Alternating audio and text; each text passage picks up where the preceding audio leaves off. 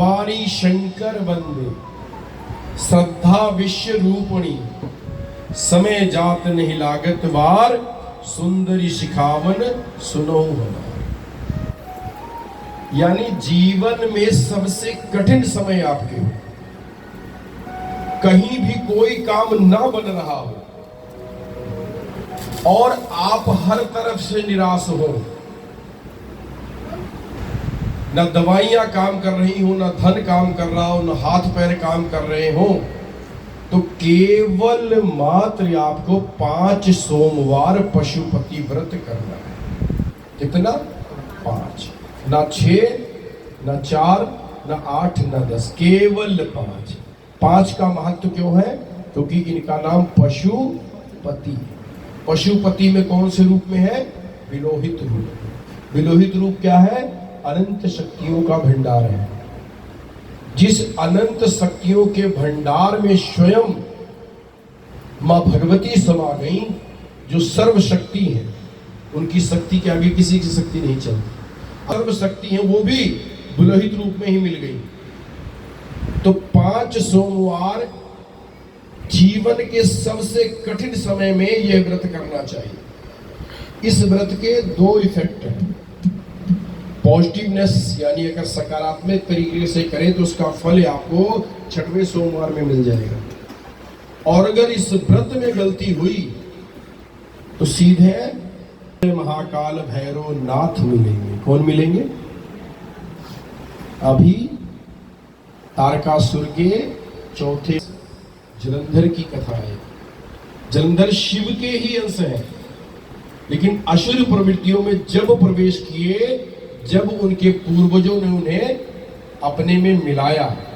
अब आप कहेंगे कि भोलेनाथ के अंश असुर प्रवृत्ति में कैसे चले? वो भी विलोहित से ही कथा जुड़ी हुई। चूंकि भगवान ने पशुओं के रूप को धारण किया, और पशुओं की बुद्धि जो है ना सोचने लायक होती है, ना समझने लायक होती है। पशु के अंदर जो भक्ति भाव है वो जिस मर्जी से कर ले, लेकिन संसारिक रूप में उन्हें किसी प्रकार की बुद्धि का कोई अवलोकन नहीं है। उन्हें कोई शर्म नहीं है, नंग धड़ंग घूमते हैं। ये रूप भी भोलेनाथ का एक है। उन्हें दुनियादारी से कुछ लेना देना नहीं, जहां मर्जी सो गए, जहां मर्जी उठ गए, जहां मर्जी खा लिया। उन्हें सब में एक समानता दिखती है। उन्हें नहीं पता मेरा मालिक कौन, उन्हें नहीं पता किसके घर जाना है, क्या करना है। और सबसे बड़ी बात, वो मनुष्य की तरह चालाक भी नहीं होते। मनुष्य के पास तो बुद्धि है ना, मनुष्य सोच सकता है, where is my profit, where is my loss, मेरा घाटा कहाँ, मेरा मुनाफा कहाँ।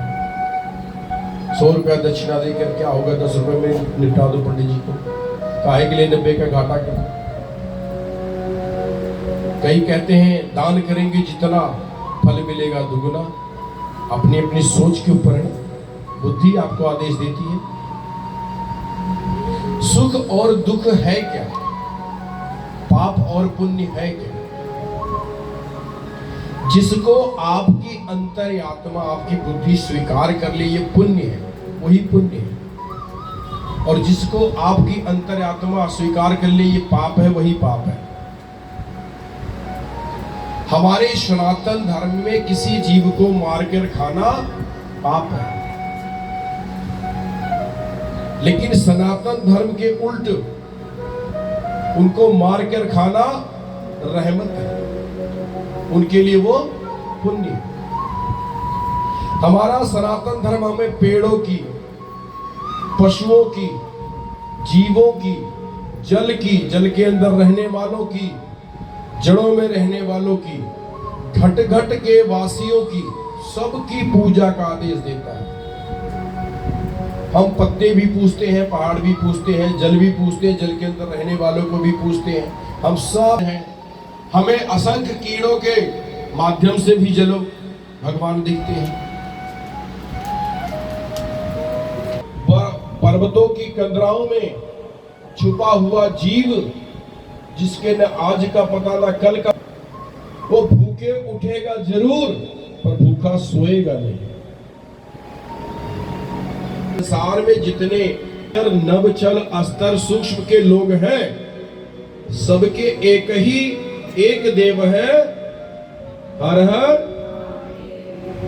मैं आपको बार बार कहता हूं, शंकर भगवान की विलोहित रूप का वर्णन इसलिए किया जा रहा है कि जब आप चौथे अवस्था में आपका शरीर पहुंचता है तो आपकी शक्तियां घट जाती हैं